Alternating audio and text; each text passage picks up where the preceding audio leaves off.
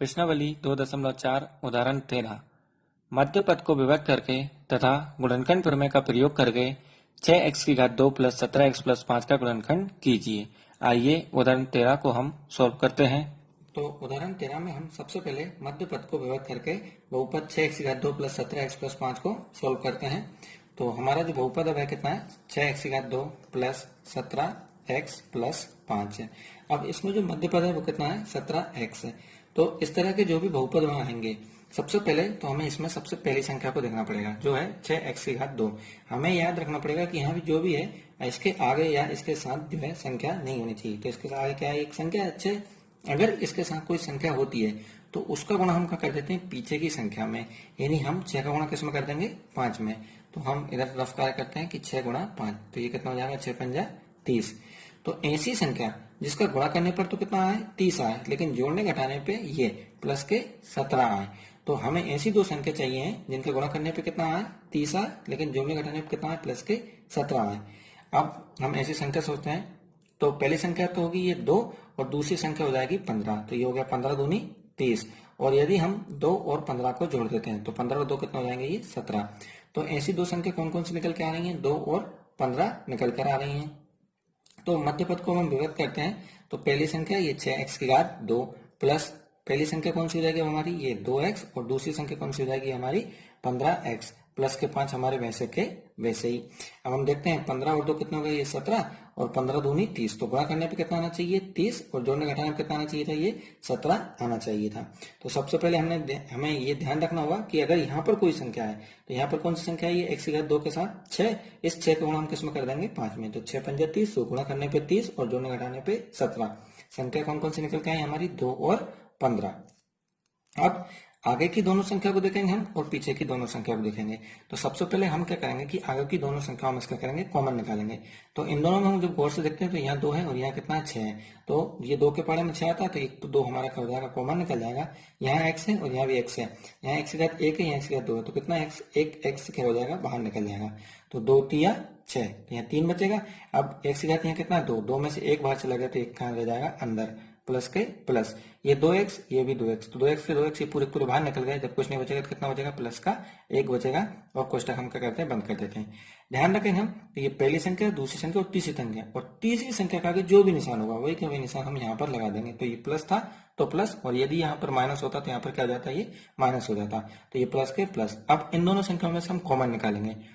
तो यहाँ देखते हैं हम 5, यहाँ देखते हैं हम 15। तो यहाँ पर 5 क्या हो रहा है, कॉमन निकल रहा है। तो 5 दिया ये 15, तो ये 5 कॉमन निकल रहा है। तो जब कितना बचेगा यहाँ पर, 5 दिया 15, तो 3 बचेगा, और ये x वैसा का वैसा ही, प्लस के ये प्लस है। अब 5 हमने कॉमन निकाल लिया, तो ये 5 एकम 5, कितना बचेगा यहाँ पर, 1 है। इसके बाद हम चेक करेंगे कि ये और ये जो हमारे दोनों कोष्टक के अंदर है, क्या ये दोनों एक जैसे हैं। तो यहाँ हम देखते हैं 3x प्लस 1, और यहाँ भी क्या आ रहा है, ये 3x प्लस 1। हाँ, ये दोनों क्या है, हमारे एक जैसे हैं, तो हम इनको कॉमन निकाल देंगे। तो हम कॉमन निकालते हैं, तो यहाँ कितना आ गया, 3x प्लस 1, और यहाँ भी क्या आ गया, 3x प्लस 1। तो हम क्या करते हैं, 3x प्लस 1 को इस तरह से कॉमन निकाल देते हैं। अब यहाँ क्या बच गया, ये 2x, और यहाँ क्या बच गया, ये प्लस के 5 है।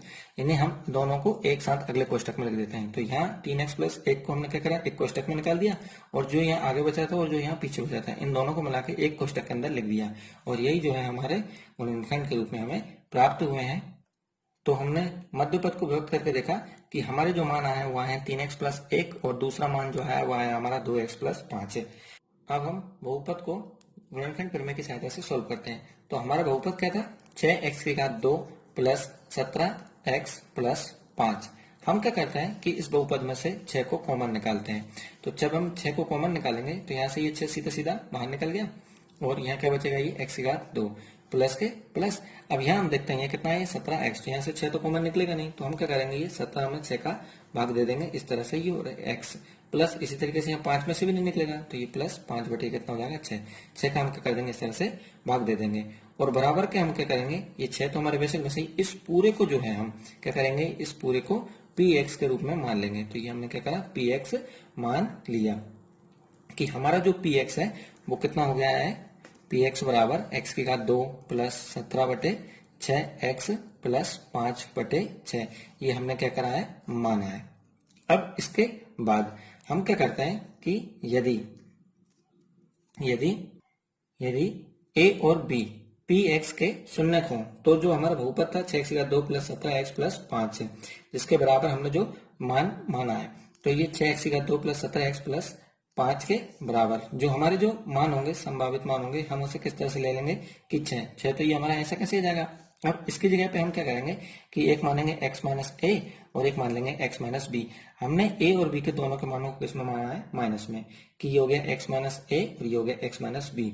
अब हमारा जो a और b का गुणा में जो मान आएगा, यानी कि अचर जो मान आएगा वो कितना आएगा, ये 5/6, यानी कि ये जो a गुणा b होगा वो कितना होना चाहिए, 5/6, और प्लस में ये 17/6 आना चाहिए। तो प्लस या माइनस में कितना आना चाहिए, 17/6। तो हम क्या देख रहे हैं, केवल गुणा वाली देख रहे हैं, अचर राशि जो आनी चाहिए वो हमारे आनी चाहिए 5/6। अब इसमें हम नीचे देखते हैं कि नीचे कितनी संख्या आ रही है, 6। तो जो 6 के जो गुणनखंड होंगे, 6 के गुणनखंड वो कौन कौन से होंगे, गुणनखंड यानी जिसमें 6 का भाग चला जाए, तो वो होगा 1, 2, 3 और 6। इस तरह से 1, 2, 3 और 6 जो है वो 6 के क्या होंगे, गुणनखंड होंगे। तो हम इन्हीं मानों के आधार पर a और b के कुछ संभावित मान मानेंगे कि हम इन क्या कर रहे हैं, a और b के कुछ संभावित मान मान रहे हैं। अब संभावित मान मानने के लिए हमने देखा है कि हमें अचर मान जो मिला है वो कितना मिला है, ये 5/6। तो हम इसी के हिसाब से मान रखेंगे। नीचे कितना आ रहा है हमारे पास, ये 6 आ रहा है। तो हम क्या कर रहे हैं, और ये ऊपर कितना आ रहा है, 5। तो पहले हम नीचे देख रहे हैं, नीचे आ रहा है 6। तो नीचे जैसे हमारे मान जो आ सकता है वो आ सकता है ये प्लस माइनस, नीचे आ सकता है 1, नीचे ये प्लस माइनस ये 2 आ सकता है, नीचे इस तरह से ये प्लस माइनस बटे में कितना आ सकता है, ये 3। अब ऊपर एक तो 5 आ रहा है, और एक कितना, जब कुछ नहीं होता तब कितना होता है 1। तो एक हो सकता है, और कितने हो सकते हैं, ये एक और कितने हो सकते हैं, ये 5। तो ये 5 एक बार ऊपर ले लिए, जैसे 5/2 हो गया, ये प्लस माइनस ये 5/3। तो ये इस तरह से इसके संभावित मान हो गए। मान कैसे लिए हमने, फिर से देखिए आप कि 6 के क्या निकालने थे हमें, गुणनखंड। 6 के गुणनखंड कितने कितने निकले, 1, 2, 3 और 6। तो ये जो मान है नीचे आएंगे, क्योंकि मान हमारा कहाँ नीचे है। तो ये 1, 2, 3 इस तरह से हमने 2, 3 को भी ये दोबारा लिख लिया। अब ऊपर कितना आना चाहिए हमारे पास, 5, और 5 के साथ कुछ नहीं है तो कितना होगा, 1। तो एक बार हमने ये एक बार ऊपर लिख लिए और एक बार ये नीचे लिख लिए। 2/3 के एक बार ऊपर लिख दिए और ये 2/3 के एक बार ऊपर 5 लिख दिए। अब 1/1 क्या होता है, ये 1 ही होता है। तो ये तो हो गया प्लस माइनस 1, ये हो गया प्लस माइनस 1/2, ये हो गया प्लस माइनस 1/3, ये हो गया प्लस माइनस 5/2, और ये हो गया प्लस माइनस 5/3। ये इसके क्या हो जाएंगे, कुछ संभावित मान हो जाएंगे। अब अगर मैं इन सारे के सारे संभावित मानों को सोल्व करूं और इनका सारे के सारे मान इस तरह से x बराबर रख कर सोल्व करूंगा, तो इसमें मुझे कम से कम 4 से 5 घंटे लग जाएंगे, क्योंकि इसके एक ही सवाल थोड़ी ना मुझे सोल्व करना है। अभी इसके एक और संभावित, 2 संभावित मान निकलेंगे, एक बार a का मान निकलेगा और एक बार b का मान निकलेगा। और अगर मैं सारे एक बार प्लस में और माइनस में रखूँ तो काफी टाइम लग जाएगा, इसलिए मैं सीधे आंसर वाले मानों को ही रख रहा हूँ। अब पी एक्स बराबर x की घात 2 प्लस 17/6 x प्लस 5/6 में मैं क्या कर रहा हूँ, x बराबर एक इसका जो मैं मान रख रहा हूँ वो कितना रख रहा हूँ, माइनस के 1/3। मैं जो भी मान रखूंगा वो माइनस के ही रखूंगा। तो x बराबर ये माइनस के 1/3। अब आपके मन में बात आ रही होगी कि आपने माइनस के ही क्यों रखे। तो हम पहले ही इसको सोल्व करके आए थे, तो हमने लिखा था ये x माइनस ए इस तरह से और ये x माइनस बी। तो हमारे जो मान थे यहाँ पर ये माइनस में ही है, तो हमने यहाँ मान इसलिए माइनस में रखे हैं, जैसे हमने रखा x, ये माइनस के 1/3। तो जब हम इसको सोल्व करेंगे तो ये x है, ये माइनस माइनस प्लस, प्लस के 1/3 में ये बदल गया। तो इसके कारण हमने इसको किस में रखा है, माइनस में रखा है। तो x बराबर माइनस के 1/3 रखने पर, तो हम क्या कर रहे हैं, x का मान कितना रख रहे हैं, ये माइनस के 1/3। ये p का p, x की जगह पर उसका मान माइनस के 1/3 बराबर के बराबर, x की जगह पर उसका मान ये माइनस के 1/3, 3 की घात हो गया 2, प्लस के प्लस ये 17/6, x की जगह पर उसका मान माइनस के 1/3, प्लस के प्लस ये 5/6। अब हम इसको क्या करते हैं, सोल्व करते हैं। तो माइनस 1/3 की घात ये कितना है, 2। तो हम इसे कितनी बार लिख देंगे, 2 बार इस तरह से गुणा में। फिर प्लस माइनस माइनस, 17 एकम 17/6, ये कितना हो गया 18, प्लस 5/6 ऐसे के ऐसे ही। अब इसे सोल्व करते हैं तो माइनस माइनस प्लस 1 एकम 1, 1 एकम 1/3 किया 9, माइनस के 17/, कितना हो गया 18, प्लस ये कितना हो गया 5/6। अब हम इन तीनों में देखते हैं, यहाँ आ रहा है 9, यहाँ आ रहा है 18, यहाँ आ रहा है 6, और इसका क्या निकालते हैं, एलसीएम निकालते हैं। तो हम क्या कर रहे हैं, इसका एलसीएम निकाल रहे हैं। तो हम इसका एलसीएम निकाल रहे हैं, तो इसमें हमने 9, 18 और 6 को इस तरह से लिख लिया है। तो हम इसमें क्या करेंगे, सबसे पहले सबसे छोटी संख्या 2 से भाग देंगे। तो 2 से ये 9 कटेगा नहीं, तो ये ऐसा कैसे ही, ये हो गया 2 2 9 18, और ये 2 तिया 6। अब ये तीनों संख्या 2 से नहीं कट रही, तो हम किससे काटेंगे, 3 से। तो ये 3 तिया 9, 3 तिया 9, 3 एकम 3। फिर भी ये 3 से कट रहा है, तो 3 एकम 3, 3 एकम 3, ये एक वैसे का वैसे ही। तो तो ये जो हमारे मान निकल के आए उसे हम लिखते हैं कि एलसीएम बराबर 2 गुणा 3 गुणा 3। तो दो दो तिया 6 और 6 तिया कितना हो गया 18। तो एलसीएम हमारा कितना निकल के आया, ये 18 निकल के आया। तो यहाँ पे हम मान रख देते हैं कि एलसीएम हमारा कितना हो गया, ये 18 हो गया। अब इसके बाद नीचे की जो भी संख्या उसका हम भाग किस में देंगे, इस 18 में देंगे। तो सबसे पहले 9 का भाग किस में देंगे, 18 में। तो 9 दूनी 18 और कितनी बार गया, ये 2 बार। तो 2 को गुणा हम किस में कर देंगे, ये ऊपर वाली संख्या में कि 9 एक कम 9, 9 दूनी 18 कितना है 2, 2 को गुणा किस में कर रहे हैं हम, ऊपर वाली संख्या 1 में कर रहे हैं। तो ये हो गया, ये -17 हमारे वैसे के वैसे ही। अब 18 का भाग किस में देंगे हम, 18 में। तो 18 एक कम 18 कितनी बार गया, एक बार। 1 का गुणा किस में करेंगे, -17 में। प्लस के प्लस 6 का भाग किस में देंगे, 18 में। तो 6 3 18 कितनी बार गया, 3 बार। अब 3 का गुणा किस में करेंगे, प्लस के 5 में। तो ये +5 गुणा कितना हो गया, ये 3। अब इसे सोल्व करते हैं तो 2 एक कम 2, माइनस के माइनस 17 एक कम 17, प्लस के प्लस 5 तिया 15 बटे कितना हो गया, ये 18। अब इसे सोल्व करते हैं तो प्लस माइनस माइनस बड़ी संख्या का निशान। 17 में से 2 गया कितना हो जाएगा, ये 15 प्लस 15 बटे कितना हो गया, ये 18। अब हम देखते हैं कि प्लस माइनस माइनस, तो 15 में से 15 जाएंगे तो कितना हो जाएगा, ये 0, 0 बटे 18। और 0 बटे 18 यानी हम 18 का भाग 0 में देंगे तो क्या आएगा, ये 0 आएगा। तो हमें इसका मान क्या प्राप्त हो गया, ये 0 प्राप्त हो गया है।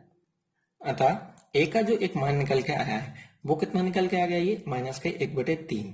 क्योंकि हमने -1/3 से इस सवाल को सोल्व करा कि हमने क्या रखा था, ये p -1/3 इस तरह से। तो ये जो मान आया वो हमारा किसका मान लिया, हमने a का मान मान लिया। अब हम आगे जो सोल्व करेंगे उसको मान किसका मान लेंगे, b का मान लेंगे। तो इसको क्या करेंगे हम x - a के साथ लिखेंगे। तो x ये माइनस के माइनस, और इसको जब a का मान रखेंगे तो ये हो जाएगा -1/3 इस तरह से। तो ये कितना हो जाएगा, x का x माइनस माइनस प्लस, ये प्लस के आ गया 1/3। अतः x प्लस 1/3 कॉमा px का एक जो है वो गुणनखंड है। अब यह जो है हमारा x माइनस a का मान निकल गया है, वो कितना निकल गया, x प्लस 1/3। अब इसी तरीके से हम किसका मान निकालेंगे, b का मान निकाल। अब इसके दूसरे वाले मान को निकालने के लिए हम बहुपद तो हमारा वही को रहेगा कि px बराबर x का 2 + 17/6 x + 5/6। इसके जो संभावित मान हमने लिए थे जो +-1 +-1/2 +-1/3 +-5/2 +-5/3, उसमें से सीधा मैं केवल आंसर ले रहा हूँ। क्यों, क्योंकि सारे मान रखूंगा तो मुझे काफी टाइम लग जाएगा। तो इसका जो सीधा आंसर आएगा वो आएगा x बराबर -5/2। तो मैं x बराबर सीधा क्या रख रहा हूँ, -5/2 को रख रहा हूँ कि x बराबर -5/2 रखने पर। तो ये हमारा p का p, x की जगह उसका मान कितना हो जाएगा, ये -5/2 बराबर x की जगह उसका मान कितना हो जाएगा, ये -5/2 की घात कितना हो गया, ये 2, प्लस के प्लस 17/6 हमारे वैसे के वैसे ही। x की जगह उसका मान कितना हो जाएगा, ये -5/2 प्लस के 5/6 हमारे वैसे के वैसे ही। अब इसकी घात कितना है, ये 2 है। तो हम इसको कितनी बार लिख देंगे, इस तरह से गुणा में 2 बार लिख देंगे कि -5/2 गुणा -5/2, ये प्लस 85। तो ये हो गया माइनस के 85/6 दूनी 12 प्लस 5 बटे कितना हो गया 6। अब माइनस माइनस प्लस 5 25/2 दूनी 4 माइनस के 85 बटे कितना हो जाएगा, ये 12 प्लस 5/6। अब नीचे कितना आ रहा है, 4 12 6। तो इसका क्या करेंगे, हम एलसीएम निकालेंगे कि 4 12 और 6 का हम क्या कर रहे हैं, इस तरह से एलसीएम निकाल रहे हैं। 4 12 6। तो ये 2 से सबसे पहले काटते हैं, तो 2 से, तो 2 दूनी 4 2 × 12 2 तिया 6। फिर 2 से काटेंगे तो 2 × 2 2 तिया 6 3 का 3। फिर 3 से काट देंगे इसको कि 1 का तो 1 और आगे तो 1 का तो 1, 3 एकम 3 और 3 एकम 3। तो ये जो मान हमारे निकल गए वो निकल गया एलसीएम के। तो 3 दूनी 6 6 दूनी 12 एलसीएम। तो इसका एलसीएम कितना आया है, 12। अब 4 का भाग हम किस में देंगे, 12 में। तो 4 तिया 12 कितनी बार गया, 3 बार। तो 3 का गुणा किस में कर देंगे, इस 25 में, कि ये हो गया 25 × 3 -85 हमारे वैसे के वैसे ही। अब 12 का भाग किस में देंगे, 12 में। कितनी बार जाएगा, एक बार। 1 का गुणा किस में कर देंगे, -85 में, प्लस 5 हमारे वैसे के वैसे ही। अब 6 का भाग किस में देंगे, 12 में। तो कितनी बार बन जाएगा, ये 2 बार। फिर 2 का गुणा किस में कर देंगे, 5 में। तो ये +5 × 2 इस तरह से। अब 25 तिया कितना हो जाएगा, 75 -85 एकम 85 और प्लस 5 दूनी 10 बटे कितना हो गया, ये 12। अब इसे में हम आगे देखते हैं कि ये 75 और 10 कितना हो जाएंगे, ये 85। तो 85 - 85 बटे कितना हो गया, 12।